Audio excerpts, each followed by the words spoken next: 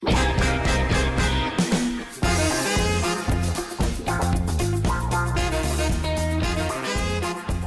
welcome to the Chessboxing podcast. This week on the podcast we've got Dashiel. Say hello, Dash. Hello, thanks for having me. No problem. And James Corrigan. Hello there. And James, have you got a ring name yet? I'm torn between two, either Spice Boy or the Landlord. Spice Boy. Well, you got to talk us through Spice Boy first, I think. It's just something I picked up in uni, and someone said that I look like Posh Spice who's really let herself go.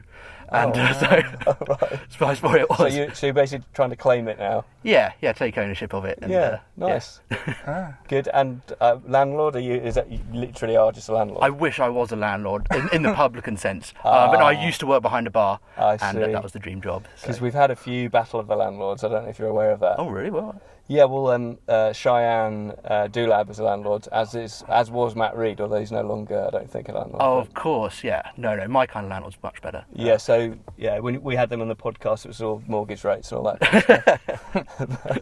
And Dash, what about your ring name? Have you had any thoughts about that? Oh gosh, I don't know. I mean, there's so many opportunities to give your first name. That's true, there's a lot of puns that could be made. Yeah. I don't know, so Gerard the Ripper Riley is always calling me D-Money. It could be an option. Why do you call you D-Money? I don't know, so when he's trash-talking me with his kind of Irish banter, that's what comes out. Yeah. I'm thinking of embracing that, but it doesn't really have... It's not like I'm a particularly affluent person, so I don't know... Yeah, but aside from that, I don't know if you got any Dash ideas. Or... Well, I was just going to say, I guess Gerard feels safe given he's about 3 weight categories, but lower than he can come out with that sort of banter and get away with it. Yeah. If you get a Christmas fight, you could go for a reindeer theme and go Dasher the Blitzen, sure, something like that. Oh, Blitzen, that's kind of got a double meaning. I like that, Yeah, pull that off. Blitzing them, yeah. Yeah. Okay, I'll give it some thought. Yeah, maybe if I do the December show, the reindeer thing. It's almost a triple meaning actually. You got Blitz and chess and sort of Blitz in the boxing. Reindeer. That'd be good. Yeah. So James, we'll start with you because you've got a fight coming up, haven't you? That I do. And who are you fighting? Andrew Smith. I'm trying to think what his name is. He's going to be Pawn Slayer, I think. Oh, we've already got a Pawn Slayer. Does he know really? that? Yeah. Oh, okay. That's gonna. Well, I mean, he's going to have to slay the king then, or something like that. Then. Yeah, I think we've got Kingslayer as well. Okay. Well, I mean, it's not to say we couldn't have two, but in fact, the Pawn Slayer came to training last weekend. I don't know if you, perhaps you didn't. I didn't introduce you, but you've got to have a unique ring name. I think if you can. Two, right? Yeah. Oh man. I'm pretty sure there are no Spice... Was it Spice Boy? Spice Boy, yeah. So I think you're pretty safe on that front. Oh, good. But you've known Andrew for quite a few years, I understand. Yeah, since almost 10 years now, Christ. We were varsity opponents at university. At chess, I take it. At chess, not boxing. Not boxing, yeah. At chess. And then we finished uni, went back home, and it turns out we went to the same chess club. Okay. So I haven't been able to get rid of him since. So you've kind of had like a running sort of competition. Oh, yeah, Christ, sort of 12 years of you. Yeah. And how are you matched on the chess? We're really quite well matched. His opening theory is much better than mine, but I'd say I'm a bit quicker over the board. Okay. And you did spar with Andrew, was it last week or the week before? How did you find that? The week before. It was good. It was tough. I'm trying to think now, back to it. It's so many things to keep in your mind. Breathing, movement. That's why shadowboxing is so important. It's building that muscle memory. So when you're there, you're thinking strategically, not thinking, "Oh, my feet are on the wrong place," or I'm not rotating my shoulders enough. Yeah. There's so many things to keep going, and I kind of relate to it because there's so many things to think about in chess that because you've done it for so long, you can just do it easy peasy. And now it's the exact same thing in boxing. There's so many things to think about, and it'll be practice that'll make me crack it. Yeah. But you're both beginners at boxing, but both quite experienced at chess. What's your ELO? My FIDE ELO is 1800 odd, just a bit higher. Okay. And Andrew's similar, is he?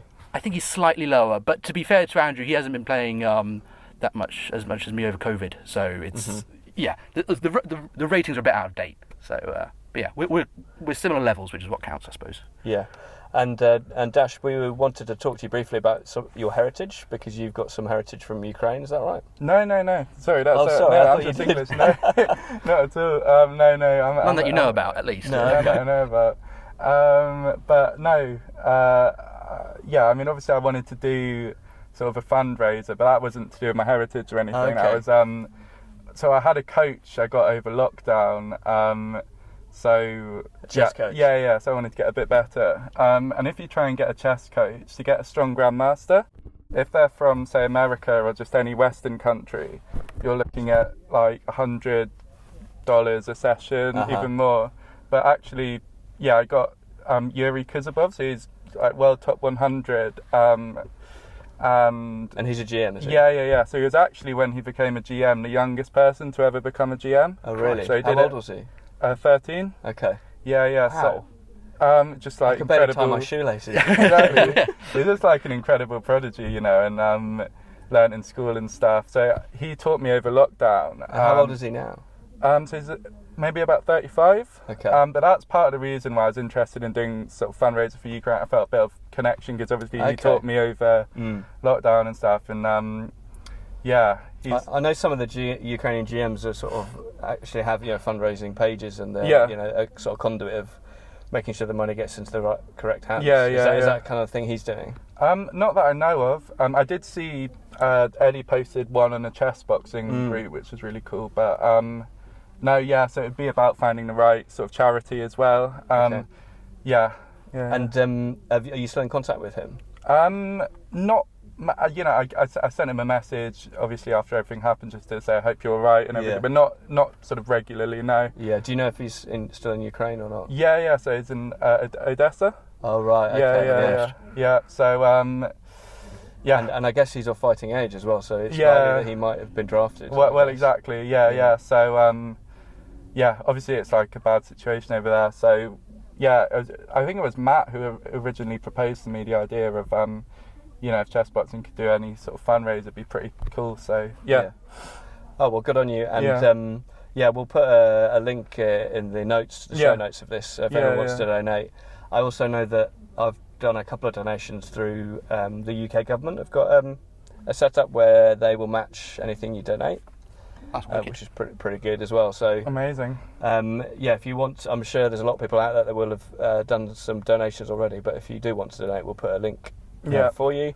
And what are your plans in terms of fundraising? Because I know we've got quite a few ideas. Yeah, so, I guess what I was inspired by is if you go to New York, for example, Washington Square Park, where you've got all the chess hustlers who just kind of take on all comers for like $5 a game. And obviously they're doing it for, personal profit, which is fair enough, to be honest, because it's a good way for a lot of them to make a living.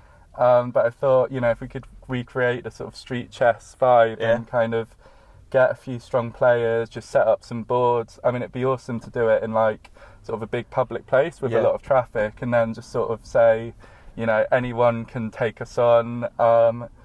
Sort of five £10 a pop. Yeah, £10 a pop maybe, and maybe like have some prizes if someone wins. So if someone can. Well, actually, I've got some old gloves that Matt Reed used in some of his fights, so I was going to get him to sign them. I've got like a white pen, so I'll sign the black gloves. That would be pretty cool. And I've also bought some of those little Ukrainian flags, pin flags as well. Yeah. So if people beat you, perhaps we can give them a flag. Yeah. And it'd be interesting just to see, who was kind of out there, what kind of strength they were. I mean, you never know. You could have some sort of like Russian grandmasters on holiday or whatever. I suspect maybe not at the moment. No. That's a good point. But actually, maybe Russia was the wrong country to choose. But no, but I think it's important. Some travelling strong players. I think it's important to say that I'm sure there's a lot of Russians that don't. Of course. That's really interesting. You were talking about sort of hustling in the US because do you know who Carl Ouch is? No. You obviously don't listen to the podcast because he was on the last episode. Sorry. But anyway. I have listened to a few, but not the most recent. Yeah, in fact, he's the world WCBA world light heavyweight champion. Yeah. And he lives in Serbia, but he learned to play chess on Skid Row. Wow. So he basically he never played chess before, and he was out there, and he just saw what was happening. He just started playing and started hustling. So that's why he's called the Hustler is his ring name. Got you. Because he started playing chess on Skid Row and basically playing for cash. He's earned that name. He's definitely earned that name, yeah. Now he's a chess boxer. Now he's a chess boxer, one of the best in the world. Wow. And he's also running, chess boxing camps and that kind of stuff out in Serbia. So that's all quite exciting. Yeah. But no, I think it's a really good cause, and I'm looking forward to not only raising money, but I think it sounds like a lot of fun. Yeah. So we're hoping to do that on the 9th of April. Is that right? Yes, exactly. Yeah. Okay, great. So how did you? What do you think about the matchups we've got for the next show? Because you know a few of the people. So we've got James and Andrew. Have you seen them spar, Dash? I sparred James for the first time. It was a couple of weeks ago, I think. Yeah, and I've seen Andrew. I think it would be a really good matchup. I think, as you say, they're both quite new to it, so I think it could really just come down to like who trains more in the next couple of months. Because even seeing James today, the difference between when I sparred the first time and today was a big improvement. Yeah. So I think actually in that 2-month window, you could come on so much that actually it might just be that whoever puts the work in and gets the right training done is the one who'll come out on top. You've always got to assume that your opponent is training harder than you. Yeah, that's a healthy attitude. Yeah. How is the training going, James? What are you doing? It's going well. It's great. It's so much easier to train now. It's absolutely gorgeous. You actually want to go run in the park rather than it's a chore. You want to go run in the park. I've got a mate of mine who's very good at boxing. My niece's partner, and I need to get a hold of him. I'm also lucky enough to live just a couple of miles away from Gerard Ripper Riley, and his chess is as good as mine, and boxing is infinitely better than mine. So I need to train with him as well. Yeah, he's so quick in the boxing. In fact, I think he's so good. I struggle to find people to match him against. I think he's one of those people that's quite modest. I don't think he realises how good he is. He's actually a very good boxer. Yeah, I think you're right. And obviously a good chess player as well. And he's super fit. But shout out to you, Ripper. I know you've got an injury at the moment, arm injury. Hopefully see you back in the gym or perhaps in the pub. Oh yeah, you'll definitely see him then. Well, you won't be there. No, I won't. After the fight, though. Oh Christ, yeah. And did you both go to the last event? Yeah. Yes. Yeah. No, it's brilliant. What are the highlights for you, Dash? I thought the fights were really good. I thought the first one where sort of Felix intensely came out, and it was just, absolutely just going for it from the bell. Yeah, I thought that was really cool. Yeah, he's a bit of a crowd favourite already. Yeah. I think his style just sort of wins people out because you get so stuck in. I thought that was great. I just really enjoyed the general atmosphere though, loads of chess fans. I was playing some Blitz, and this guy I didn't recognise just started smashing me. And it turned out it was sort of I am Lauren da Costa. Okay, is he quite a famous chess player? He's a captain of the England women's team for chess and coach as well. So he's former British rapid champion. Right. Yeah, he's a really strong player. And by this point, the other thing is I'd gone to the pub before the event with Gerard and Francisco, so I'd probably had about 6 or 7 pints by this time. Oh, and there's excuses. Drop those in. Otherwise you would have beaten them. No, I'm not saying that. But when, it was like how I feel when I'm playing someone who's maybe like 1500, 1600, it was like I'd play 12 moves. He wasn't really paying attention. Yeah, exactly. And I'd play 12 moves against him, and he'd just have to like set the board up because I'd gone wrong, so there just wasn't point in continuing. But so it was awesome to see this just community of people who are really into both things because I haven't boxed for very long, but I've been quite into it since I've started, so I think it's a really good event. And James, what was your favourite bout? I got to totally agree. Felix was the best. He reminds me. Really, I disagree. Really? Yeah, I thought Jordan and David for me was the best bout. Not that I didn't like Felix's bout. Yeah, quite. But I felt that in terms of entertainment, I think Felix's bout was great, but it was quite one-sided. Yeah, it was one-sided on both disciplines actually. Yeah. I liked he's only got one gear, and that's forward. In both chess and boxing, I respect that in him. There's been a few chess boxers that come through the doors here at Islington who have this amazing ability to smile every time they get punched. And Felix is one of them. It's just amazing to watch. Loves getting hurt. It's I love the psychology of it as well. Yeah. Like when you're sparring against him, you're like, I just really smashed him there, and all he's done is smile and then continue to walk forward. I was actually watching a boxing video the other day which was saying this about Anthony Joshua. It's like the only times he's been hurt in the ring is when you see him sort of grinning. Yeah. He's just sort of trying to hide it. Yeah. There's a guy called Huggy Bear who used to do that as well. Yeah. Felix definitely a crowd favourite, and I think was it last weekend we were watching him in a kabaddi match against Bangladesh as well. Wow. So What a sport. he's a man of many talents. That's to be sure. Oh. But did you not enjoy the Germany? I did. It's a Jordan different fight. I did. It was a different kind of fight. Sort of slower, and the chess was different. There's more to it. I felt. I loved it. It was with what was the other fight? I'm trying to think back to the other fight. So there's Dan Mayfield against Arturus. Dan Mayfield. that was it. And Yeah. that was very. There was a lot of tension. Yes. Yeah. Both Yeah. at the beginning and also throughout that. Yeah. And Arturus just looked so scary. And I think Dan did.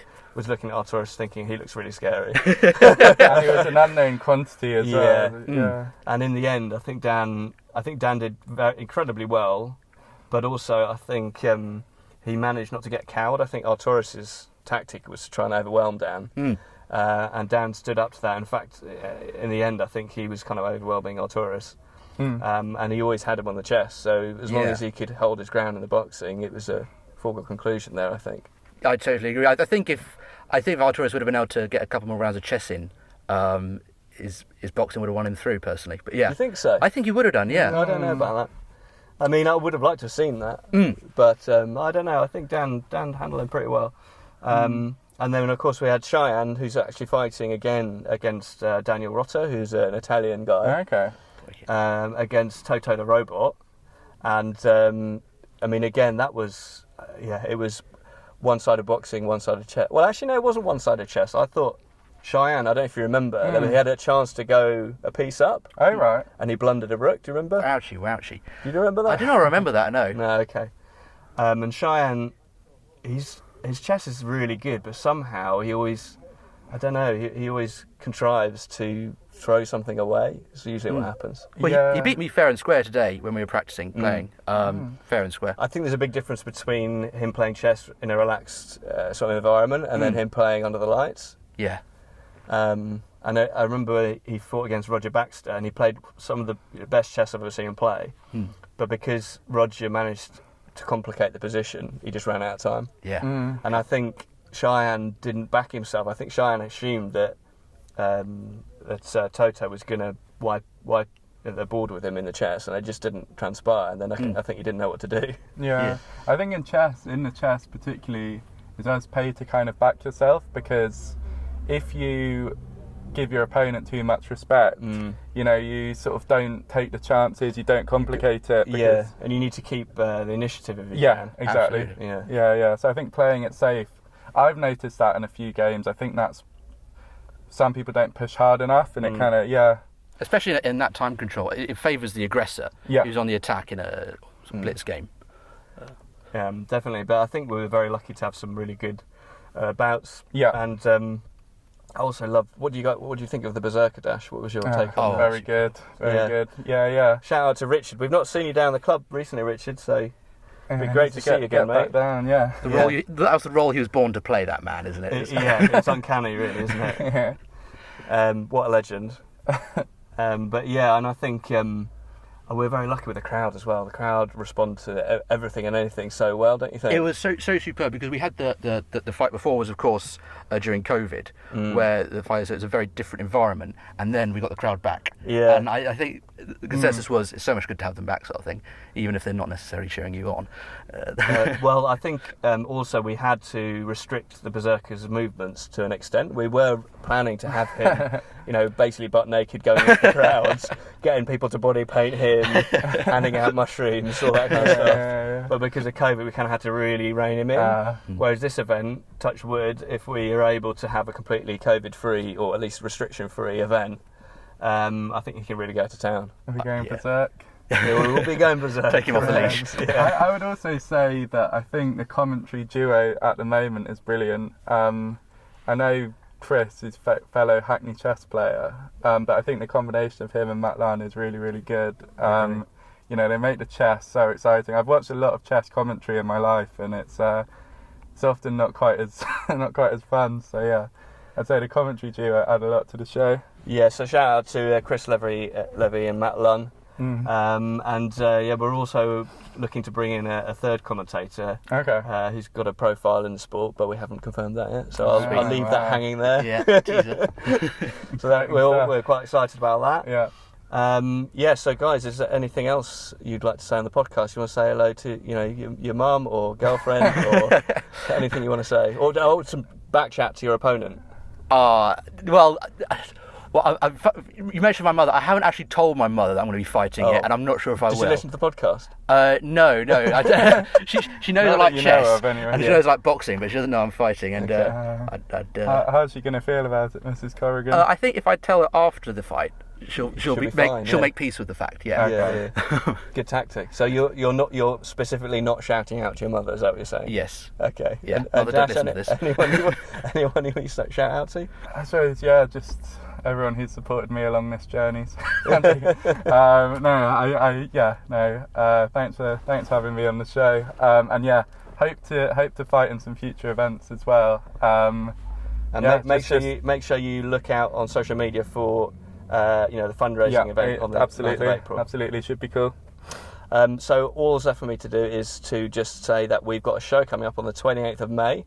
You can get your tickets at chessboxingnation.com. You can watch the live stream on all our channels, including our Twitch channel and YouTube channel. So if you can't make it, make sure you catch the stream. And thank you very much, Dash, for coming on. Yep, thank you. And thanks very much, James, for coming on. Looking forward to seeing you in the ring. Thanks for having me. And thanks for listening, listener. We will see you in a couple of weeks. Many thanks.